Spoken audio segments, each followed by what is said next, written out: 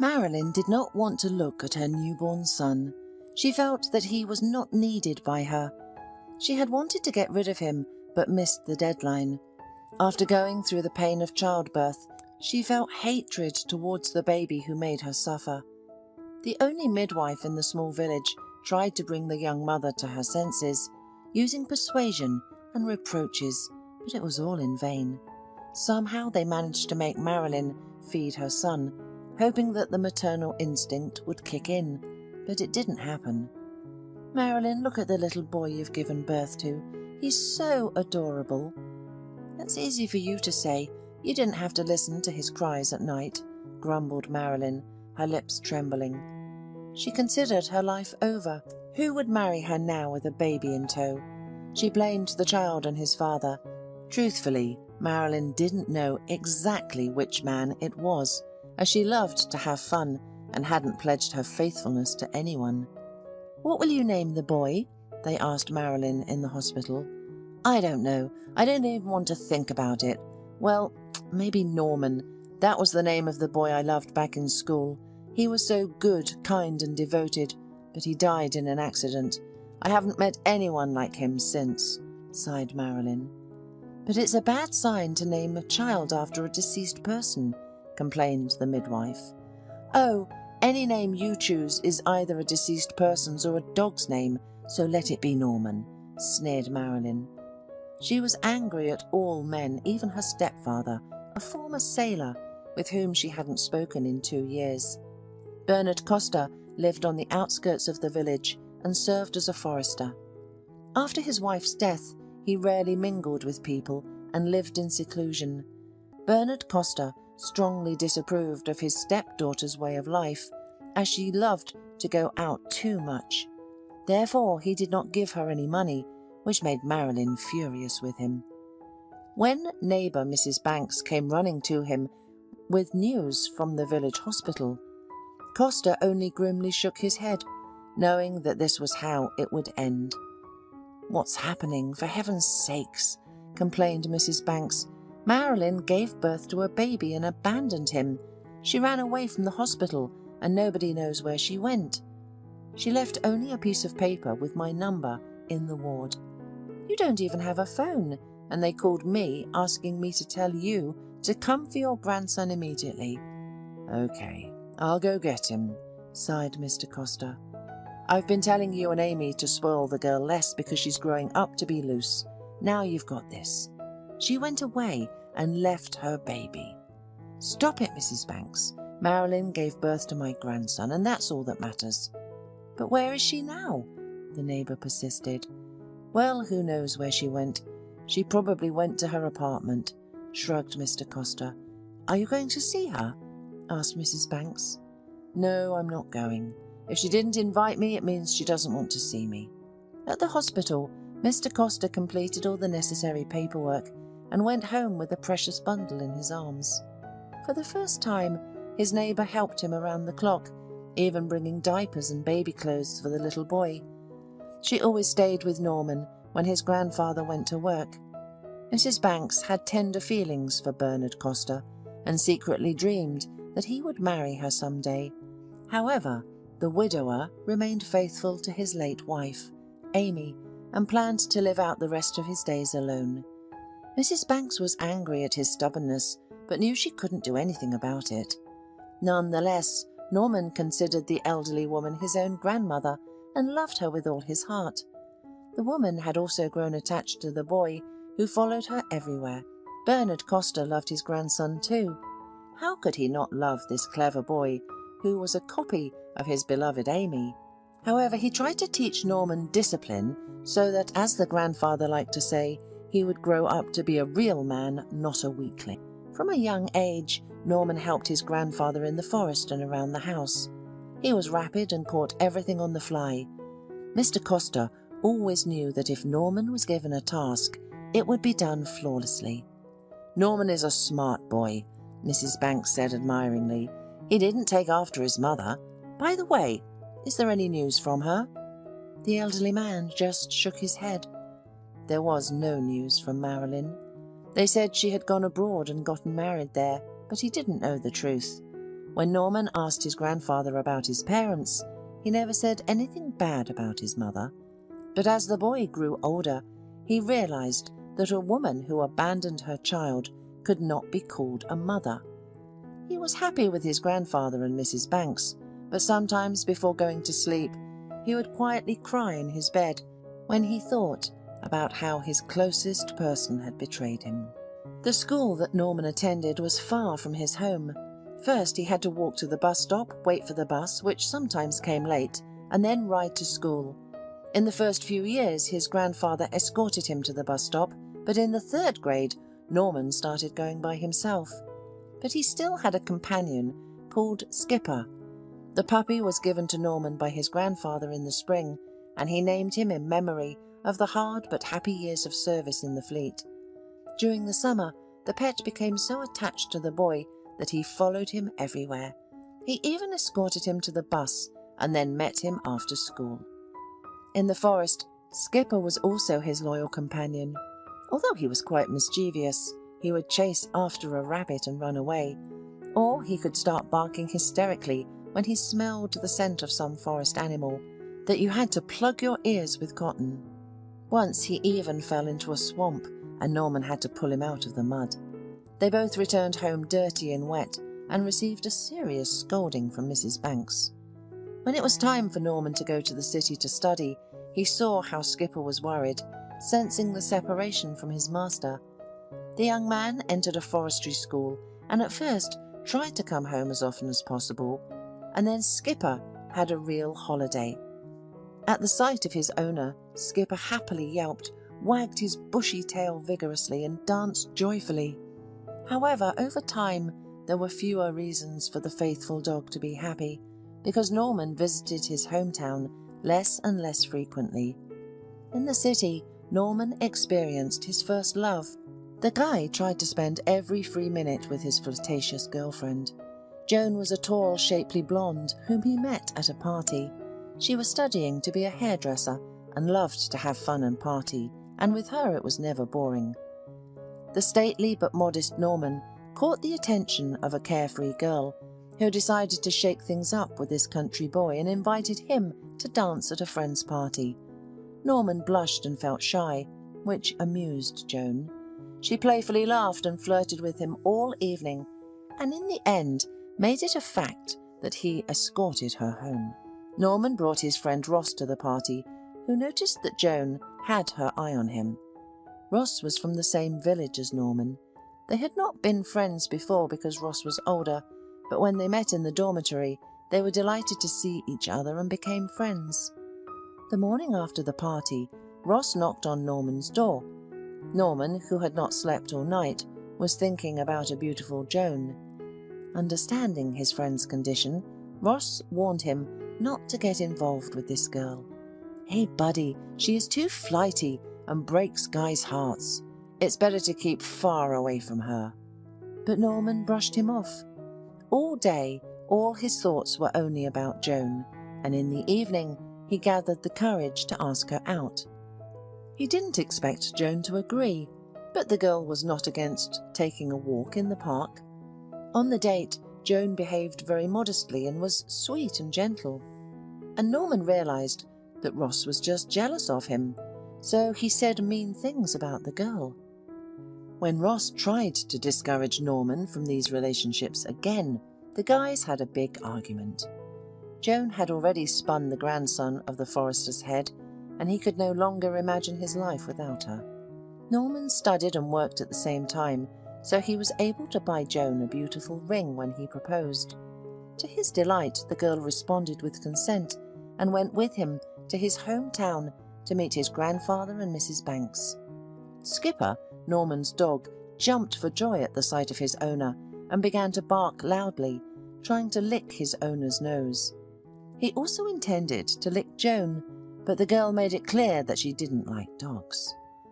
"They reeked of dogs and could ruin clothes or bite a leg," she said. Therefore she would prefer it if the dog did not leave the enclosure. They had to take the whining and resisting Skipper to the enclosure and lock him up there.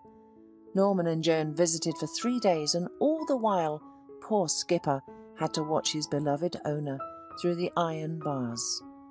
At first, the dog waited for the main person in his life to open the door and play with him again. So when he saw him, he joyfully threw himself at the bars. But soon he realized that this would not happen. He began to whine pitifully and wag his tail on the ground when Norman passed by.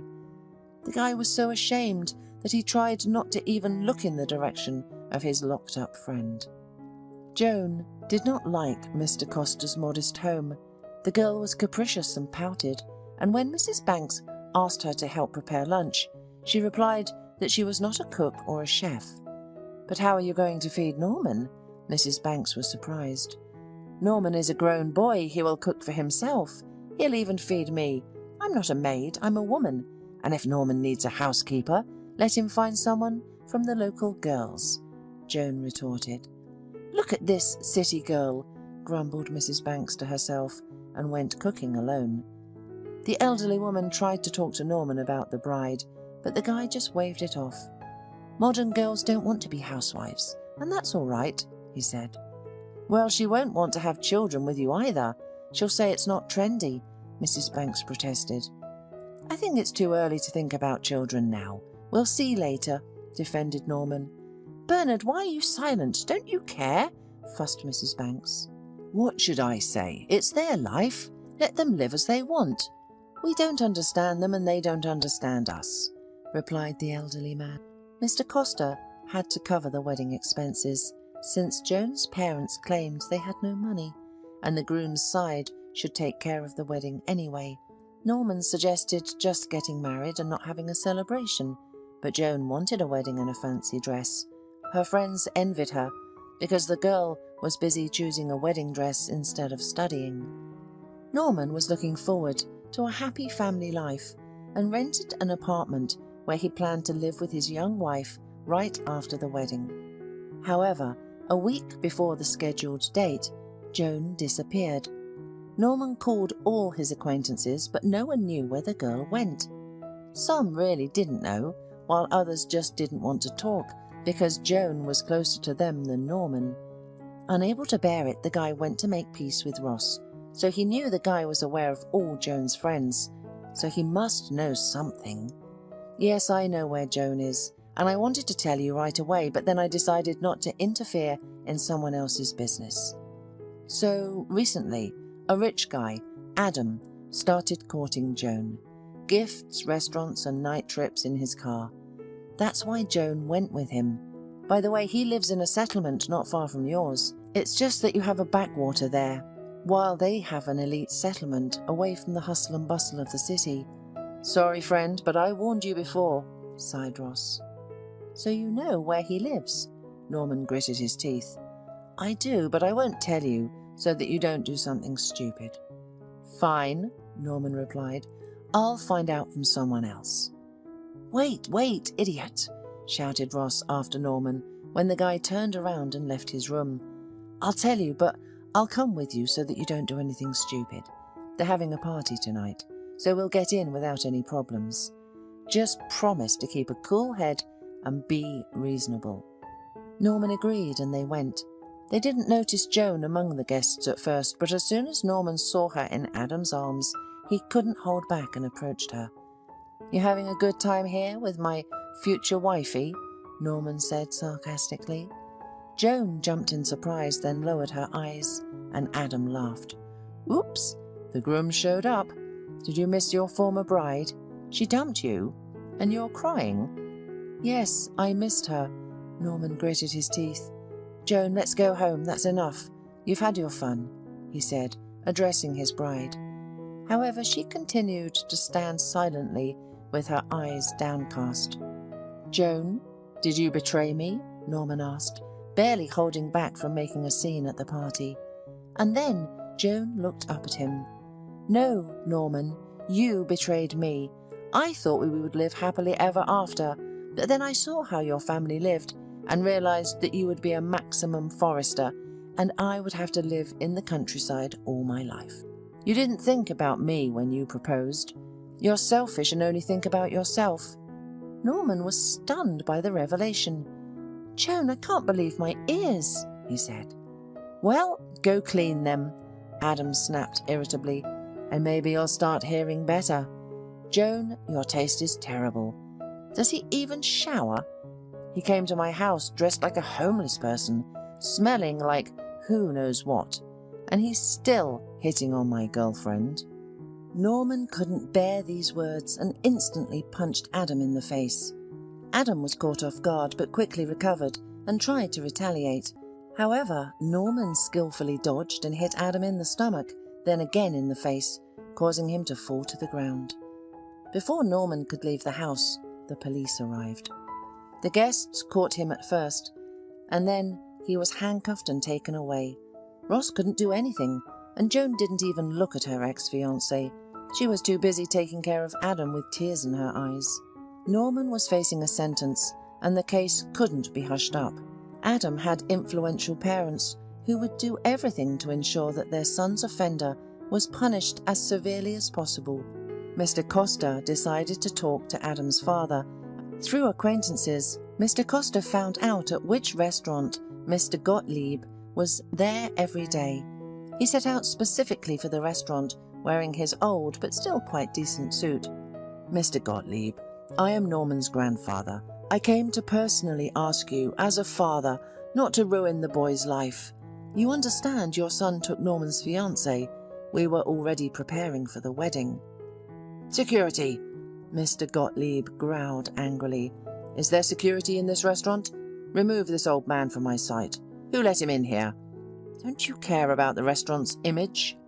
The guard lifted Mr. Costa by the scruff of his neck and dragged him to the exit.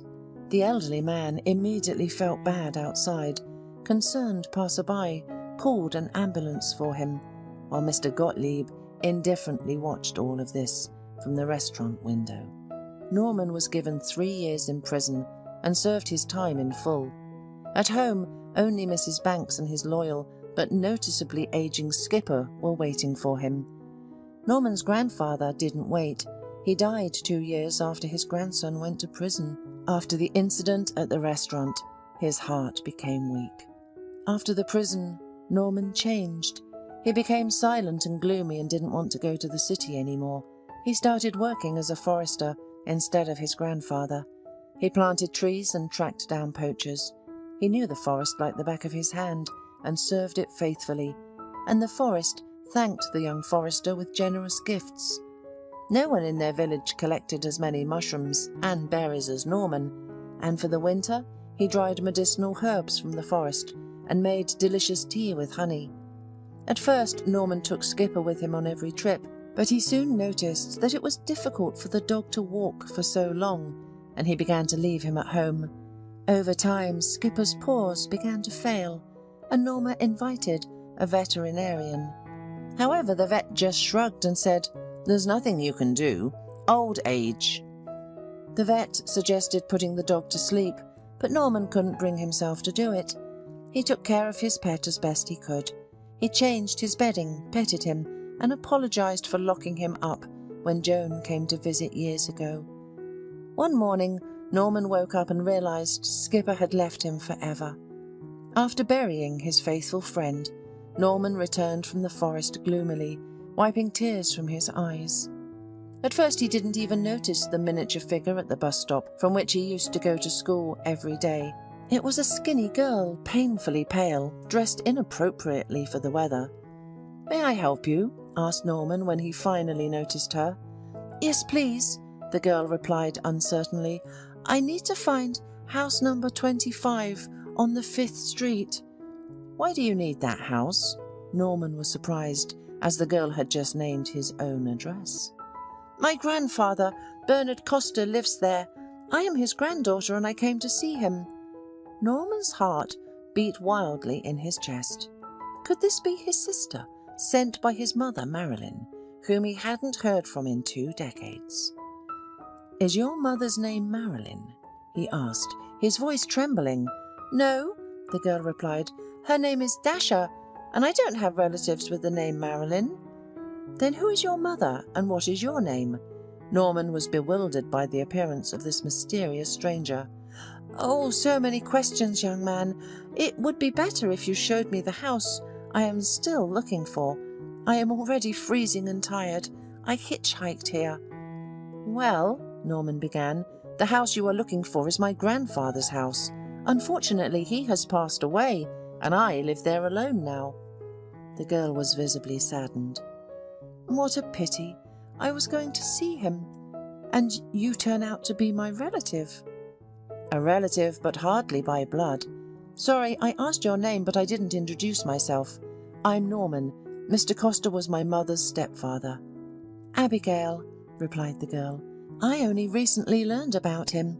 My grandmother raised me after my mother died a long time ago. Unfortunately, my grandmother recently passed away, and my uncle immediately began dividing her property and kicked me out of my only home. I have nowhere to go. I don't work, and I have a heart defect and need surgery. Before my grandmother passed, she told me that my mother was born to a sailor. She gave me a photo and told me the name of the village. At that time, my grandmother worked as a paramedic in the port and was married, but she secretly met with this sailor. When he found out that his beloved woman was married, he broke off the relationship. Soon my grandmother realized she was pregnant. She decided to tell him, but learned from mutual acquaintances that he had married a woman with a child. Since then, my grandmother has kept the secret of my mother's birth and only told me now. She wanted me to inherit the apartment, but she did not have time to do it, and now I am homeless. I was hoping to find my grandfather, but he has also passed away. That's my story." Norman sighed. "Well, Abigail, since you're here, let's go to our grandfather's house.